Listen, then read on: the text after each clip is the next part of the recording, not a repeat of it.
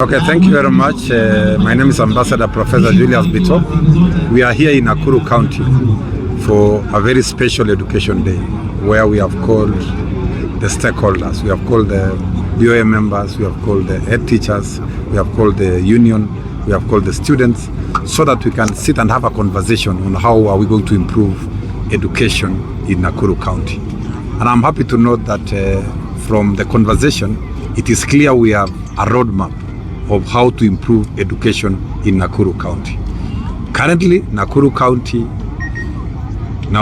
County's results are not very good. We are talking about average of KCSE mean grade of 3.1, which is a D plus average for the entire county. And we are saying the transition is 15%, whereas the national transition is 27%. Transition in Nakuru from KCSE, or rather from Form 4 to university, is 15%. So the reason we have come to Nakuru is to have a conversation with the stakeholders. What is it that we can do so that we can increase the number of students going to university from Nakuru County? We have identified the issues, we have identified the challenges, we have sat with the leaders, led by the women rep here and the deputy governor here and the area member of parliament, and we have agreed on steps to take to ensure that we have better results in Nakuru County. So this is a very, very special day for this county, because we are saying education is the game changer. Education is the equalizer. And we want education to be the best in this county in terms of quality, in terms of access, in terms of delivery. We want the best possible education in this county. Maybe you can talk about, recently we've seen a report that NEC are raising alarm over the high dropout rate. I know Nakuru said we are at 100%. So they were raising concern that in 2022, the numbers that joined grade 7 had dropped from 100 to 97%. So as you respond to that, how do you think, as part of the recommendations that you had talked about, creating the education management system, how do you think it will address to have these numbers and ensure that we have fully 100% transitions across the country? Okay, thank you very much. I want to say that I am aware that there's a report that was released recently by an organization. And I want to say that the report does not have accurate figures.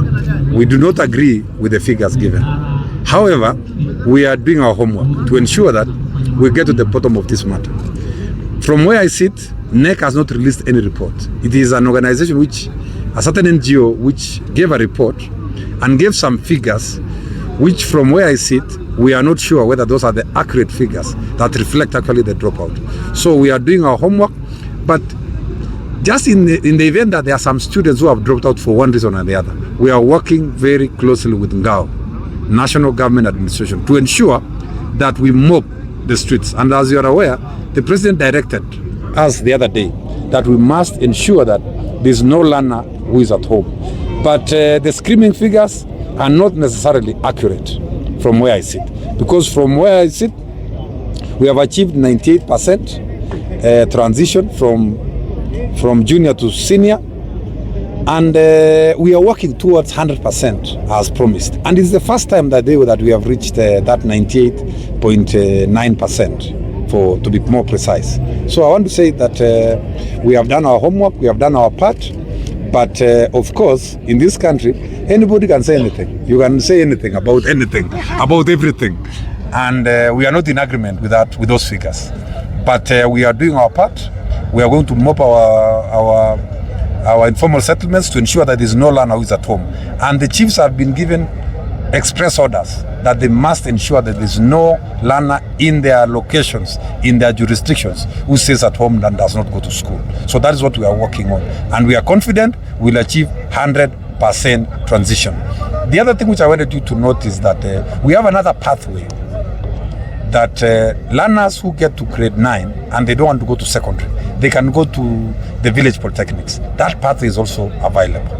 Possibly, those learners who have gone to those pathways are the ones who are being disputed in this kind of survey. So we need to get our facts right before we publish anything. But from where I sit, that the 151,000 is not accurate figure and accurate representation on who has dropped from school. Also, maybe you can address the issue of JS teachers, 44,000 intern teachers who were expecting to be employed on permanent and pensionable basis, and also the issue of SHA, where teachers have been complaining time and again that there have been limitations, especially on outpatient services. Okay, I want to say that first of all, on chemists, we are working on getting a new system called chemists. We are transitioning in the course of this month, from now up to end of the month, to ensure that all our learners, all our schools, all our institutions are on chemists. Why? Because data is one of the major issues in this sector. And we are saying with chemists, we shall be able to get an agile system, a scalable system, a system that's able to integrate every department, whether it is assessment, whether it's curriculum, whether it's pedagogy, whether it's schools, whether it's universities, whether it's scoops, all of them will be in chemists. That is why we have chemists. It's a new way of handling matters education. Now, coming back now to the question of autonomy. We have said we are a listening government. We have had our junior school teachers. We have heard what they are talking about. And we have seen the court order, because there are 2 court orders. And we are working, we are trying to look for a solution. As we are all aware, we are working we are operating on a very tight fiscal space. And World Bank IMF have given us very tough conditions. That is why when we want to do some of these things of employment, we really so much constrained. But we are working on a way of ensuring that in the fullness of time, all these JS students are confirmed. We are working on it around the clock to comply with the court order, to ensure that these teachers who are trained, you know, the court order was also on a technicality that you cannot put somebody an intern who has completed training. Intern actually by definition is a trainee. So you cannot put somebody as a trainee. But we are saying as government, having said that, we are looking for a solution. The biggest challenge we have is the resources. You have heard, capitation is not enough. The money we are sending to our primary schools is not enough. Money is not enough. We are trying to push back to ensure that we have employed 116,000 teachers under very tight fiscal circumstances. That is where we are. And we are saying we are doing everything possible. But for interns, I want to assure them that our program is on course. Our plan was, we put them on internship for first 1 year and then another 1 year, and then we confirm them. That is the plan. And indeed we shall confirm them. It's only that we are operating in very, very tight fiscal constraints. That is why we are not able to confirm them quickly as they need. The issue of SHA, there's a meeting tomorrow that has been called by the minister, and the Teacher Service Commission, together with the Minister of Health and Minister of Education, have agreed on a formula. We are going to provide a more comprehensive. Those requirements. By the way, one of the challenges we had in SHA was there was some little of sabotage in between. SHA is working, SHA is functioning, and the teachers can attest. But there were some of teething problems here and there, and we think they border on some people who are not very happy with the system. But we are dealing with that. We are not going to have the teachers queue for long. We are not going to ask them for these delays in pre-registration. We are going to expedite the process so that our teachers can enjoy even better services than they had when they were in minutes. So I want to say that there is a comprehensive conversation tomorrow, but from where I sit, we are confident that we are going to provide a solution so that teachers will remain in SHA and be able to enjoy better services than they had in the former insurances. Yes, one more question regarding capitation. We've seen the challenges that are there at the moment. So what are some of the recommendations? So what is the government doing to ensure that, as you said, by July that the capitation will increase? Secondly, on these challenges that you're talking about, drug abuse as well as teen pregnancy. Okay, on capitation, we have already provided money for capitation. The president directed that we increase capitation from 1420 to 2340 starting next financial year. So for me, from where I sit, I'm going to implement that directive to the later. So starting this new financial year, capitation will have increased. And there's no negotiation about it. It's going to be implemented like that. So I want to tell all our principals, all our stakeholders, the capitation has already been increased. The directive has been given to us. Parliament has been requested to do the same, and there should be no reason why capitation should not get to school as directed. Now, coming back to, but I also want to say that in the last 2 terms, we have sent capitation to school before schools open. Something that has never happened in the last 40 years. So I think nobody's happy about that, but at least you should be happy about that one. Because for a long time, capitation was going in the middle of the term, capitation is going almost towards the end of the term, but for the last 2 terms and going forward, capitation will be getting to school at least 3 days before schools open. That is our commitment, and we are already implementing that. We have done it twice, we shall do it next term, and we shall continue doing it as a culture in this sector. So there will be no more delays on capitation. And then on the issue of early pregnancy, drug abuse, early pregnancies, some of these issues are cross-cutting. And I would like, for teenage pregnancies, I will give the women rep for this county to say. But one of the reasons why results in Nakuru County are still a little bit low are some of those challenges: drug abuse, these goons, issues of teenage pregnancies. And we have asked for this meeting because we believe there's a role parents play, BOMs play in supporting children who have gone through this. And that is why we have this meeting. We have the meeting between BOMs, teachers, students, the unions, and everybody else, so that they also contribute.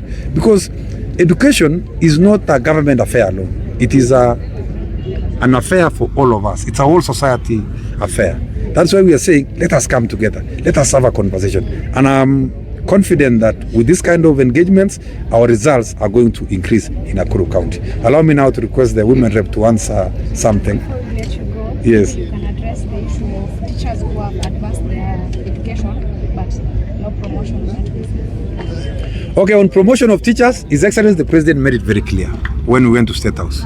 He increased the resources for promotion from 1 billion to 2 billion. And I want to inform the country that so far, for the last 3 years, this government has been able to promote 167,000 teachers. 167,000 teachers have been promoted. This in the last 3 years. And now that we have now increased the allocation, I want to believe that all the teachers will get promotion as and when they fall due. So we are streamlining that space because His Excellency the President directed that on issues of career progression for teachers, we need to re-engineer that space so that all teachers now can be able to move even faster going forward. Thank you. Okay. I want to believe that the issue of alcoholism is something that has been spoken by our president, and there is some kind of instructions to the administration. And I want to take this opportunity to also request the administration to be keen on issues of alcoholism. And the issue of early pregnancies and early marriages, this is a responsibility that belongs to all of us. When I say all of us, is the leaders, the parents, and the church leaders. It is about all of us.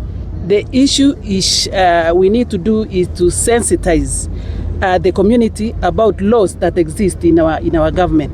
We have laws that will address the issue of early marriages, the issue of early pregnancies, but the problem is the implementation part of it. And I think the administration and the concerned people,